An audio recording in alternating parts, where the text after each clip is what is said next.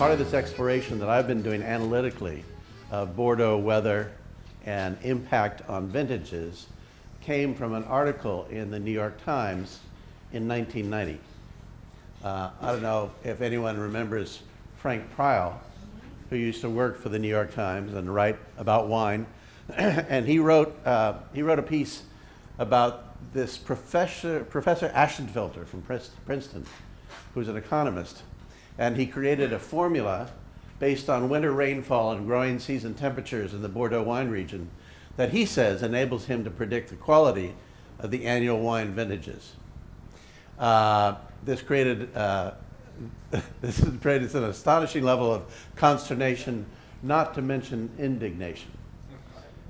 It's understandable. I mean, if you work your whole life like Sabine does, making wine very carefully, and then some egghead comes over and says, here's the math that tells you whether this is a good or a bad vintage. But I think it's worth exploring. He said the fundamental relationship is between weather and wine quality is itself known to any fourth grader in the Bordeaux schools. But applying his formula to heavy winter rains and exceptionally hot summer of '89, Mr. Ashenfelter has concluded that the '89 Bordeaux vintage could be the finest of the century. How many people like the '89 vintage? Yeah, might have been a reasonable call at the time.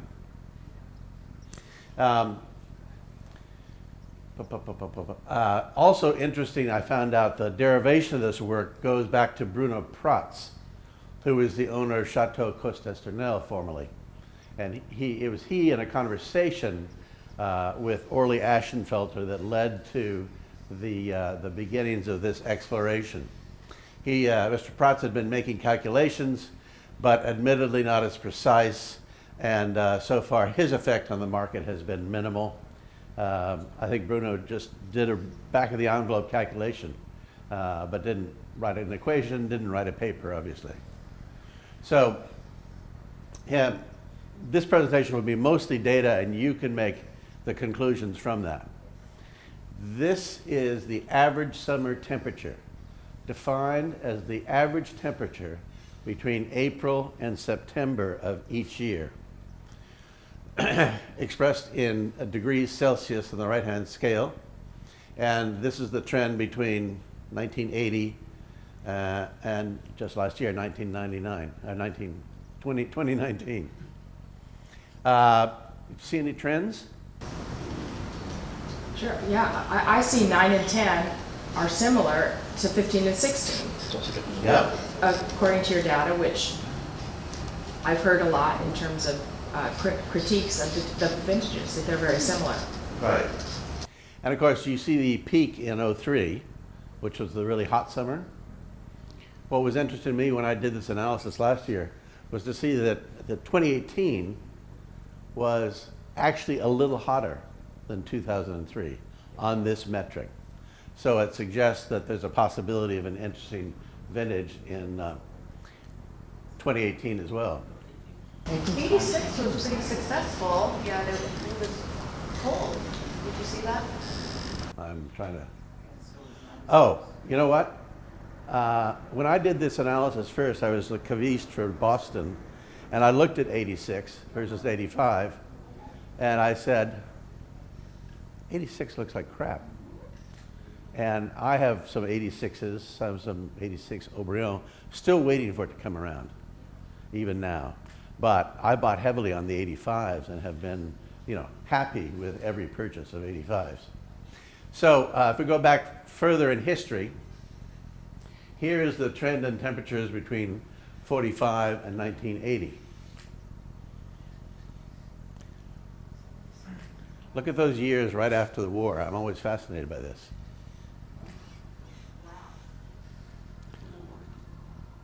Well, no, this is going the other way. I know. Hey, that's right. What intrigued me is that the temperatures in 2018 and in 2003, very high temperatures, were the same as 1947. So everybody, can rave about the Chateau Cheval Blanc, and I'm sure they did a great job making the wine. It was also an incredible year where you had to pack ice around the vats in order to slow down the fermentation process. So the overall trend is, and this is a straightforward linear regression line to see what the statistician in you would say. There's still an overall trend, starting from after the war and going forward. And these data that lead me to say, particularly in the last decade, of all of the hot vintages, we are blessed by an era in Bordeaux of really warm temperatures and really great opportunities for wine. Now, whether that pushes on through another 2 degrees and we have big problems, we'll wait and see that. The other interesting perspective is to go back even further. And I tracked down some data through the French Météo system. This is the average summer temperature in Bordeaux, starting in 1890 and then going all the way through to 2019. Now, one of the things that intrigues me in terms of peak temperatures, has anyone had an 1893? You have? How? What was it? What was it like? Lucky, it was very concentrated. Yeah, For yeah. that age, it had not really lost a lot of its central core. Right. Altogether. Those temperatures will do that. So, I mean, I think the art form here is connecting the data and the insights that the data might bring to the assessment of individual vintages. Not to say that the be-all and end-all is the data, the be-all and end-all is your taste, but this might guide you as to what you want to taste. We've seen that. So another variable that Ashley, or Orly Ashenfelter and Bruno Prats talked about was harvest rain. That's the millimeters of rain in August and September. So if we plot that from 1990 to 2019, what do you see about harvest rain? Clearly getting drier. Look at the millimeters of harvest rain in 2018. Yeah. The only year I've seen that is that low in harvest rain is 1961. So, in fact, as you look at these data, it's worth looking at both dimensions because clearly, whatever the heat was in 92, we had quite a bit of harvest rain in 92 and probably, washed out that vintage or at least diluted it quite a bit. So if you begin then to look at the two together, and this takes a little bit of cross-eyed work, but this is now 80 to 2019. The blue bars are the harvest rain, and the red is the summer temperatures going forward. And so you want to kind of scan through this and look for years that have high temperatures and low rainfall levels. Which years then stick out to you? 10, 18, 03, 2000, 2005, 88, all these vintages that we think we like. 90 as well, yeah. Actually 89 and 90. You see that classic pair of great vintages and It's weird that I love 16 is more 96 classic. but it had high rain and lower summer, That's right. and 97 has low rain and high temperature, and it's not, nobody talks about 97. maybe we should go back and taste it. Because I think, some of these combinations of weather take a while to work their way through the python, as it were. And if you were to say, what are the drivers of Bordeaux quality in the last 20 years, I would say, well, look at the two regression lines of harvest rain versus summer temperatures. And what we have is a weather machine pumping out great opportunities for fine Bordeaux. And I don't see it stopping soon, but I'll track it every year and report back to you. The other thing that's interesting is to plot a scatter diagram. And just to orient you again, harvest rainfall on the horizontal axis in millimeters, degrees Celsius on the vertical axis. So what quadrant of this scatter chart should I look at for fine wine? Upper left. And what years do you see in the upper left? 1847, 28, 29 were those great 2 years. 03. 2003. And look where 2018 is on this sort of 70-year perspective. I bought a bit of futures. I may go back and buy some more. And I think this, to me, the other thing that's interesting here is the decades are in different colors. So if you're looking at how the decades are moving, you've got a sort of the black colors are basically 50s and 60s. The blue are the 80s. The green are the 90s.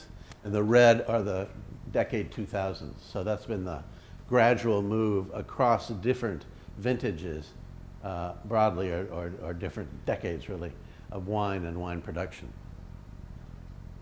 Just for fun, you may wonder if this happens anywhere else. Yes? I'm missing, where's 2016? It is entirely possible that it's not on here because Excel doesn't drop the labels on automatically. So basically I've been gradually putting them in myself. So I'll get back to you. And 15.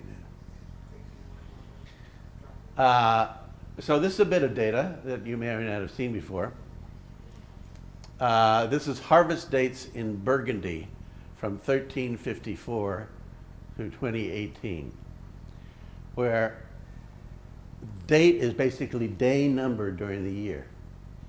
So if the bar starts up high around day 250, it's an early harvest. Otherwise, down below is a late harvest. So now you've got 500 years of history of temperatures, summer temperatures in Burgundy. What do you observe here? You've got much earlier harvest.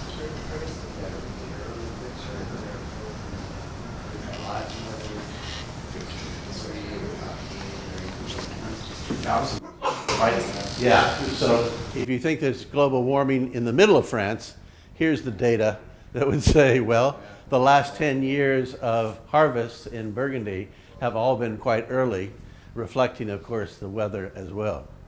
So this is I think it's a general phenomenon. I think it's sometimes hard to get the data. It took me a long time to get these data on Burgundy, but I think it corroborates the general thesis and adds interest to the overall presentation. Does anyone have the 1556 Burgundy? Maybe the Clos de Bez or something like that?